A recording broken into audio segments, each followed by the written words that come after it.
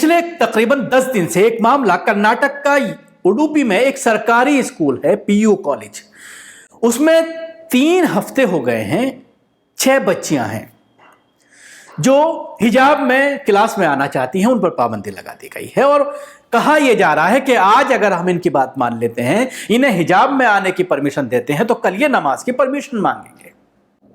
जाहिर सी बात है, जिस तरह का माहौल कर्नाटक में जहां जहां बीजेपी राज्य शासित राज्य हैं, वहां पर जिस तरह का माहौल बनाने की कोशिश की जा रही है कि मुसलमानों के खिलाफ मुसलमानों को किस तरह से परेशान किया जाए, और उसके साथ ही इन बच्चियों के ऊपर यह इल्जाम लगाया जा रहा है कि ये एसडीपीआई के जो स्टूडेंट विंग है उसकी सदस्य है और जानबूझ करके इस मामले को उठा रही हैं।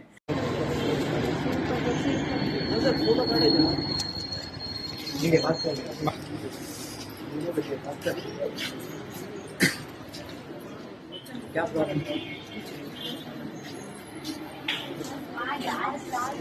3 हफ्ते हो गए बच्चियां क्लास के बाहर रोजाना आती हैं और बैठ करके चली जाती हैं। उसके साथ ही इनसे एक पेपर पर भी साइन कराए गए हैं, जिसको लेकर तरह तरह की आपत्तियां जताई जा रही हैं। क्या है पूरा मामला, जानिए इस रिपोर्ट में।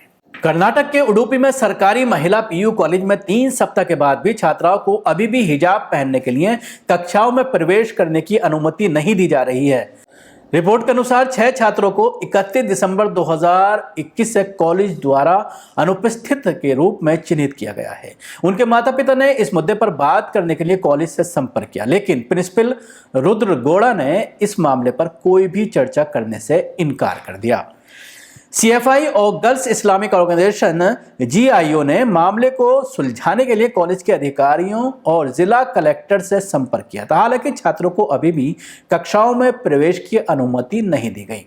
सीएफआई राज्य समिति के सदस्य मसूद ने बताया है कि छात्रों को धमकी दी गई है और एक पत्र लिखने के लिए मजबूर किया गया है कि वो पिछले 15 दिनों से कक्षाओं में भाग नहीं ले रहे हैं। उन्होंने कहा प्रिंसिपल ने लेक्चर के साथ मिलकर लड़कियों को धमकी दी कि अगर वे पत्र नहीं लिखती हैं तो हम जानते हैं कि आपको कैसे लिखवाना है।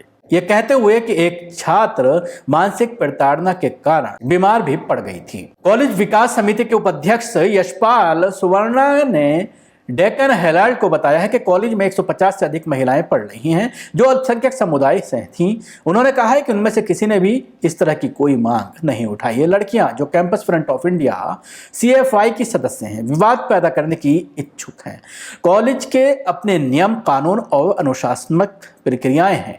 ड्रेस को शिक्षा के लिए एक समतावादी दृष्टिकोण को पेशकश करने के लिए पेश किया गया है, क्योंकि कॉलेज में कई गरीब महिलाएं भी पढ़ रही हैं। उन्होंने कहा है कि अगर आज उनकी मांग पूरी की जाती है तो परिसर में नमाज अदा करने की एक और मांग उठ सकती है। उन्होंने कहा है कि पीएफआई के राज्य महासचिव नासिर पासा ने अखबार को बताया कि इस घटना से हमारे संविधान में निहित धार्मिक स्वतंत्रता को छीन लिया है। उन्होंने कहा है कि जिस तरह से हिंदू छात्र बिंदी लगाते हैं और ईसाई नन हेड ड्रेस पहनती हैं, उसी तरह मुस्लिम छात्राओं को अपने सर पर दुपट्टा पहनने की अनुमति दी जानी चाहिए। द हिंदू के अनुसार उडुपी के विधायक और कॉलेज विकास समिति के उपाध्यक्ष के रघुपति भट्ट ने 1 जनवरी को 1000 से अधिक छात्राओं के माता पिता की एक बैठक की और कहा कि कॉलेज अपने ड्रेस कोड के साथ जारी रहेगा, जिसमें एक घूंघट भी शामिल है, जैसा कि पहले किया गया है। Bureau report, news max.